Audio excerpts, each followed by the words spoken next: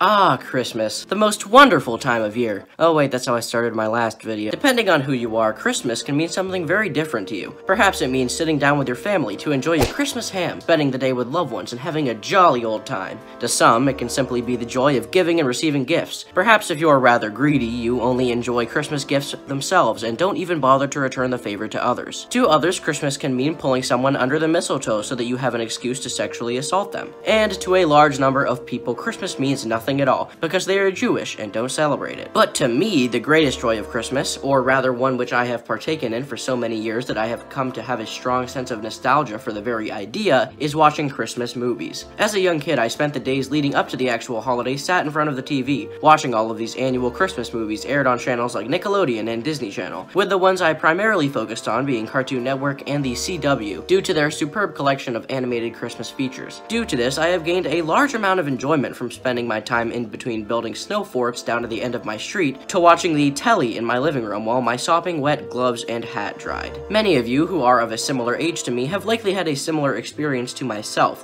which was really the main inspiration for me making this video. Today, we will take a look at 3 separate Christmas films, each more weird and horrid than the last. And when I say weird, I mean just absolutely horrendous. Just appalling to truly behold. The fact that people put time and effort in— oh, I apologize. The fact that people put any time into these movies is just strange for me to think about. Really, people sunk months, potentially years of their life into these piles of complete shit, draining their creativity until they likely never wanted to doodle another picture of Santa or a disgusting, putrid, misshapen reindeer again. Some of the visuals, the plot, and the stories behind some of these movies are so atrocious, so unbelievable, so disgusting, and so horrendous that I don't think you can truly imagine what I'm about to show you. Unless, of course, you've already seen these movies, in which case you don't have to imagine them, and why are you watching this video? So, without further ado, let's examine each of these movies for all their unique and interesting qualities, and have a little fun while we're at it. I don't know how easy it will be considering how vapid and confusing most of these are, but maybe down a bottle of Tylenol before proceeding to the rest of this video. It should make the experience a bit more enjoyable.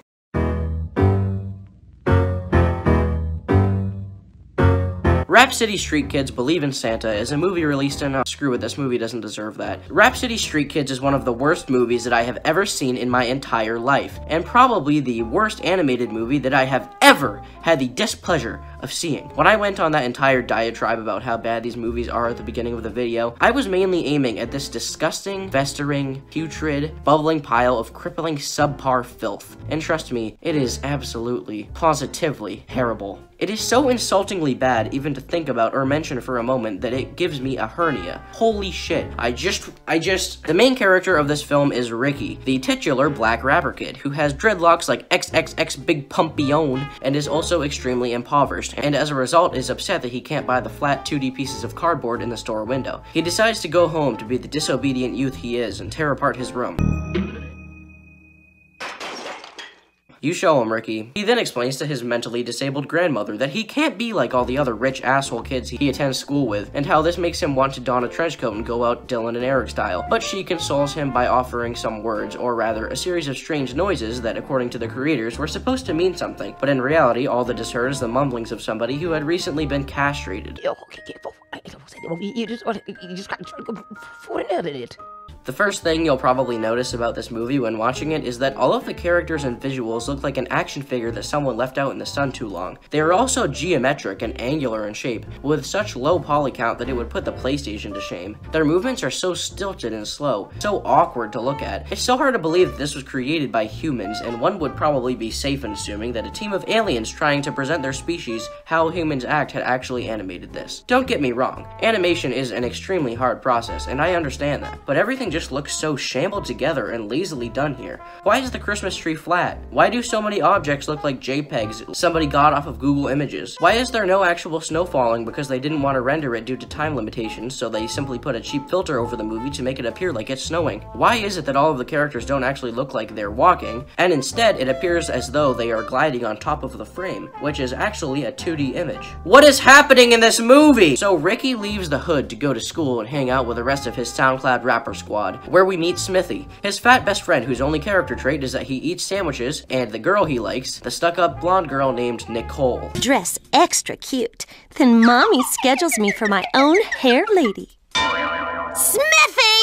I understand that this is supposed to be really funny, but for me it doesn't really work. Instead, it just comes across that Smithy is a sad, weird loser with no friends other than this one kid that pities him and pretends to be his pal. It's truly pathetic. Ricky decides he'll show off to everyone by laying down a sick beat and throwing all those PNG files onto the trio, which impresses everyone. A moment of victory which he quickly ruins himself by tackling the tree like the poor fool that he is. Everyone makes fun of him, and the teacher gets rather angry because she is just so over her life right now. And so everybody decides to go outside to ice skate. I find this rather odd because when I was a kid, we usually didn't go outside when it was snowing due to how bitingly cold it is up here on the edge of Canada, so we just stayed inside and watched shitty Christmas movies. Like this one. This school must have great infrastructure or some anti-kidsical lawsuit insurance. Nicole decides that because she's such a great person, she's going to glide across the frame as Ricky watches her do so. An opportunity she uses to beat on him more than she already has by telling him what a stupid loser he is and how he could just end it all because nobody would notice. Way to support a kid in need of a helping hand, Nicole. What a perfect girl constructed of tube socks and poorly done 3D models. While any normal character would realize that Nicole is a mean person who doesn't deserve to be loved by anyone, Ricky perseveres in the spirit of love, driven by nothing but physical attraction, and tries to give Nicole this bear that his dying mom gave to him as she uttered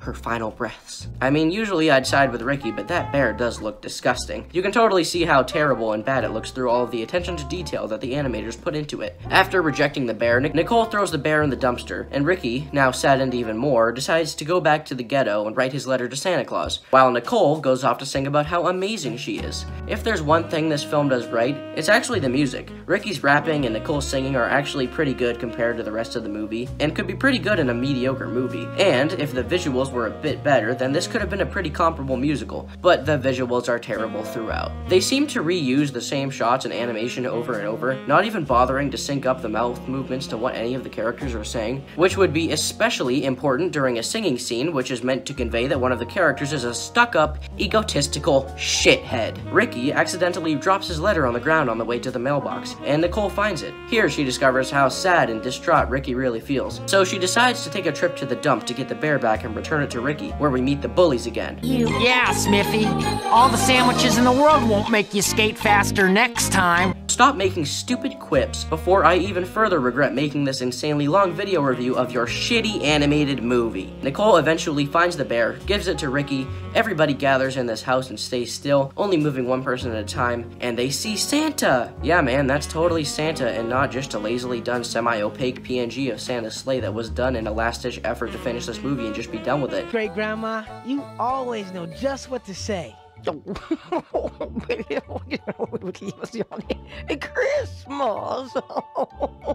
Jesus Christ, it's over. It's finally over. I don't watch bad movies often. I try to go out of my way to watch good movies that I will enjoy and won't completely waste my time. But every once in a while, I'll watch a bad movie like The Room or Sharknado because they have that sort of so bad they're good vibe to them. Due to how obvious it is that everybody involved in the production of it didn't care at all about making a good movie and just threw together the worst, most ludicrous thing possible, to the point where the end product is nothing short of a terrible, incompetent masterpiece. But this movie isn't by any means something like that. It's just so bad. I actually felt physically sick after watching all of these characters' uncanny and robotic movements, flailing around like something you'd find in a crappy PS1 game from 1998. The fact that this movie is so bad is likely because it was created over the span of 4 months, something which the creators seem to brag about. And while I'll admit, 4 months for a 45-minute animated feature is very impressive when you first hear it, you then see the final product and it reminds you that it was a complete and utter waste of time.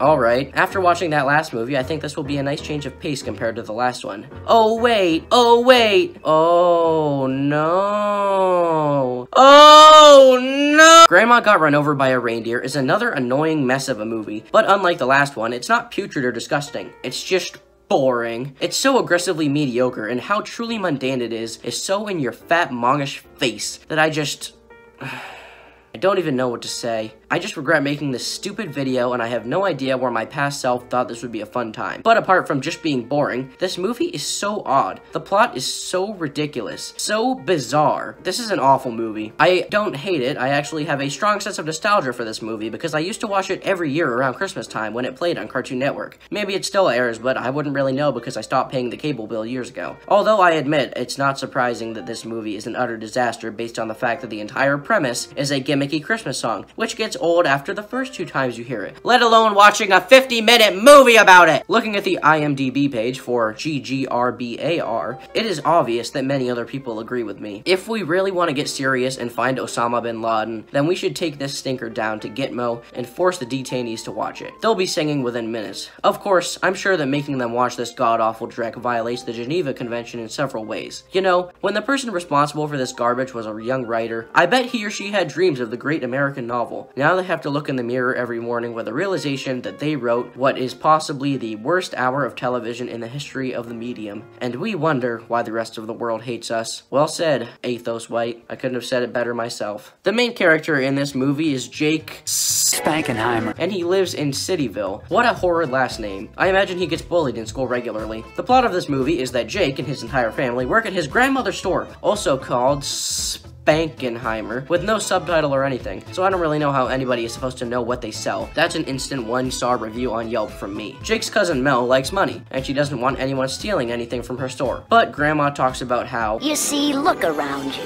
We are rich. Life's about being nice to people. Money?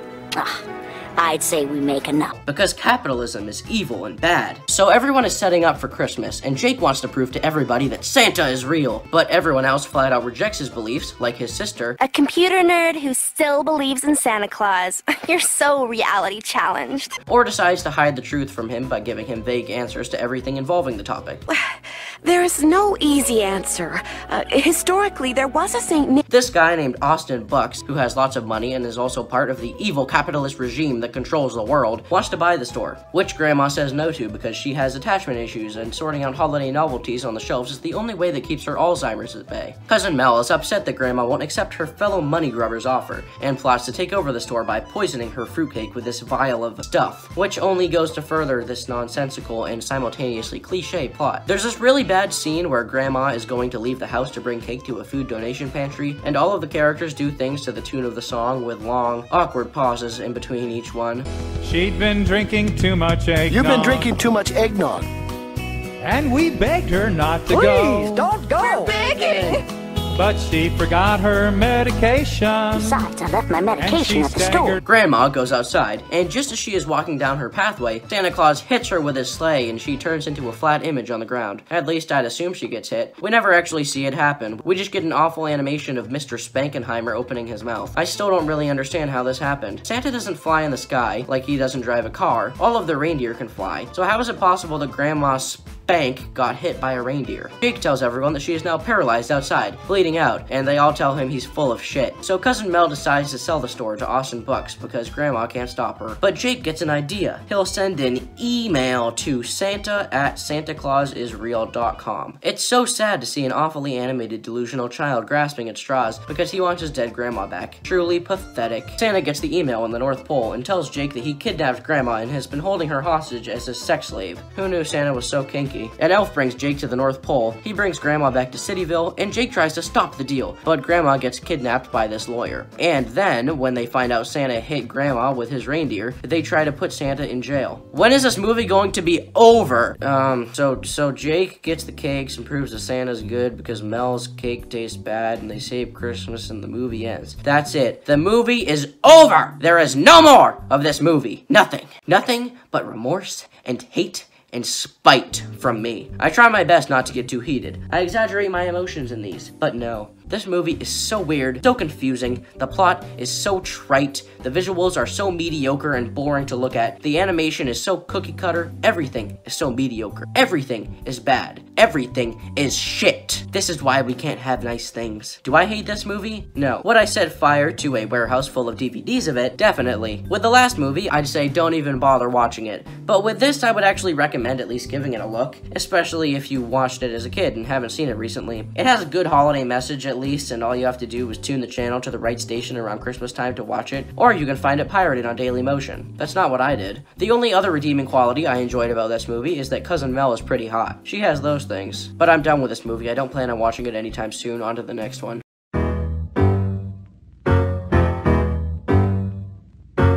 After seeing Rap City Street Kids Believe in Santa, I thought for sure that I had seen the worst animated movie ever created. Bear in mind that I've seen The Little Panda Fighter and Food Fight, and they were complete and utter flops on every possible level. But watching Joshua and the Promised Land, well, this movie drove me to the edge. It drained my very soul from my body. Well, no, I suppose a more accurate representation is that it violently grabbed me, stuck its disgusting hand inside of my body, and ripped out my spirit. Everything about it is so bad. There's not one nice thing I can say about it. With Rap City Street Kids, I can at least say it's a movie. It has a story that I could follow, and at least attempt to comprehend. With this, there's just nothing to say. With this thing, I guess it's supposed to be a religious movie or something. That's what other people are saying about it, but from what I can tell, it's just a shameless cash grab. Maybe ISIS made it to brainwash kids as some sort of Sharia law propaganda. Joshua and the Promised Land begins with this hairless cat thing floating in front of a curtain and telling us about Joshua, who led the people to some safe place. And then the oddest transformation I have ever seen happens, where the camera zooms out of the painting, and there's another hairless cat, but it's a lion, and it has a sword and a shield, and it's jumping over a bunch of rocks, and there's fire, and then it zooms out, and we see a deformed human, and there's a TV where whatever he's watching is taking place. And then he walks around the corner, and the shot cuts for some reason, even though the door is right there, and it makes way more sense to have one continuous shot in the house. Every time he walks, he does this really weird movement, where he puts his foot forward, thrusting his sword, and then does a little hop. I guess this is supposed to simulate what medieval times was like in fencing or something like that, and how this kid wants to be a big brave boy or something, but it just comes off as completely unnatural and odd. I honestly wouldn't blame you if you thought he was just having muscle spasms repeatedly. And they didn't even bother to do a separate animation or anything. The animation just loops as he glides across the ground. At least the environments are 3D and actually sync up with this skinned potato man.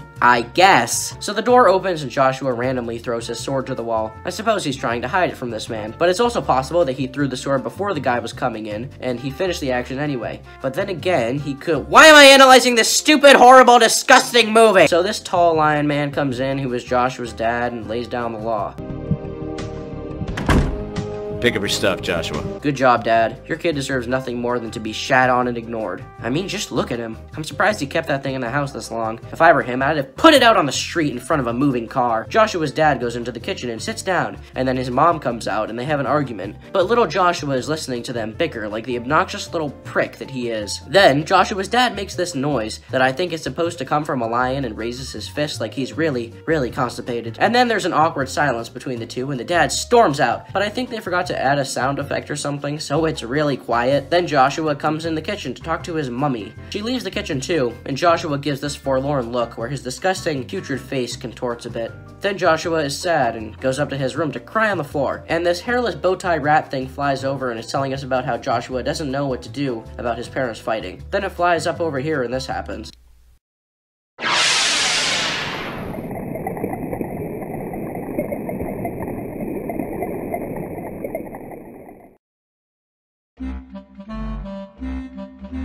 What? What is happening in this movie? It's not even a movie! Alright, now this cat looks staticky for some reason, and it flies around to the shelf where all these creepy, lifeless, but really large cats are sitting around. I guess they're supposed to be doll people things, but they look so uncanny and similar to the rest of the characters that they are impossible to tell apart. Oh, okay, so then the cat floats over to Joshua and tries to wake him up from his sleep, but it doesn't work, so he flies back, sticks out his ass, and throws this sparkly ball at Joshua's face. It hits him, and then he wakes up, and the cat introduces himself as the best friend.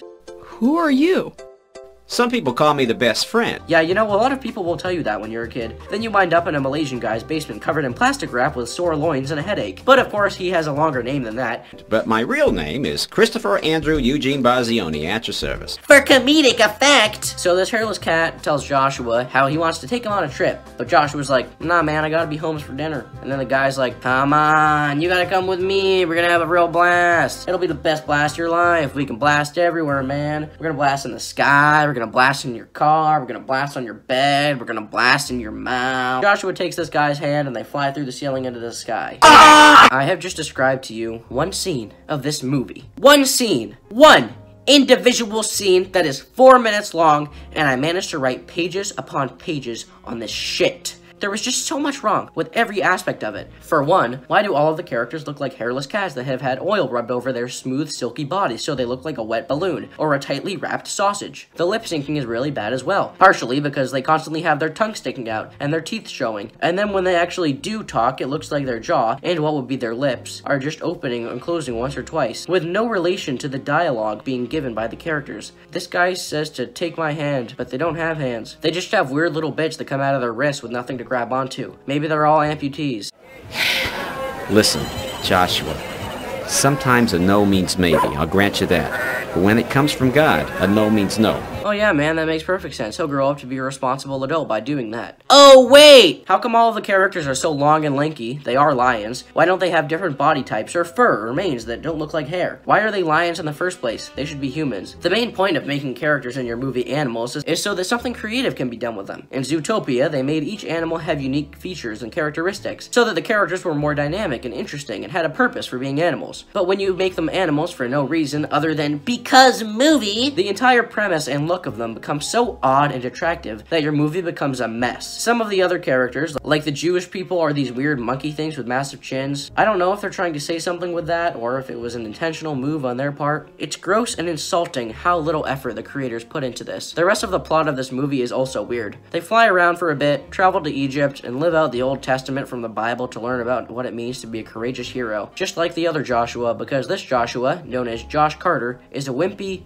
cowardly, whiny, annoying nobody who doesn't really deserve to be shown around Egypt by this thing, which apparently is a guardian angel. Throughout this movie, the bow tie guy is also narrating the story, which is completely unnecessary. All of the information he explains is either unnecessary or should have been explained through basic plot elements revealing themselves as the story unfolds. Do not watch this movie. You can do what you want, but never, ever watch this movie. I've suffered so intensely and so much watching this movie that the news is looking like a pretty sound option right now. So do yourself a favor, click off the video now and forget that you ever saw it.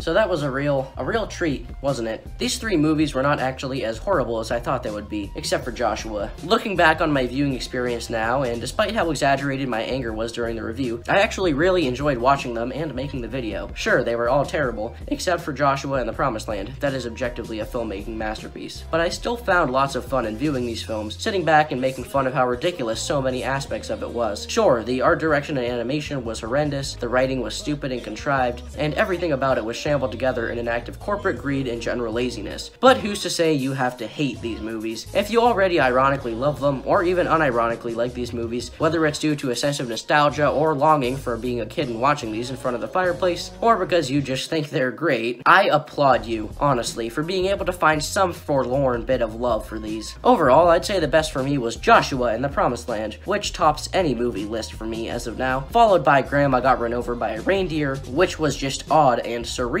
to watch, and finally Rap City Street Kids, which has an interesting story behind it, but I cannot bring myself to really enjoy any facet of it, except for the sandwich line. That was undoubtedly comedic genius. So yeah, that's my video for this week. It took me a long time to make, so I would really appreciate any ratings or interaction, thumbs up, thumbs down, all that good stuff. If you've already seen any of these movies, heard of them, or you know of more that you'd like me to review in the future, then be sure to let me know in the comment section below. You guys always have some pretty interesting stuff to say. No videos for a little while. After this, I'll be taking a trip to the hospital for afflictions caused by Joshua. I'm done with this. Turkey Tom, out.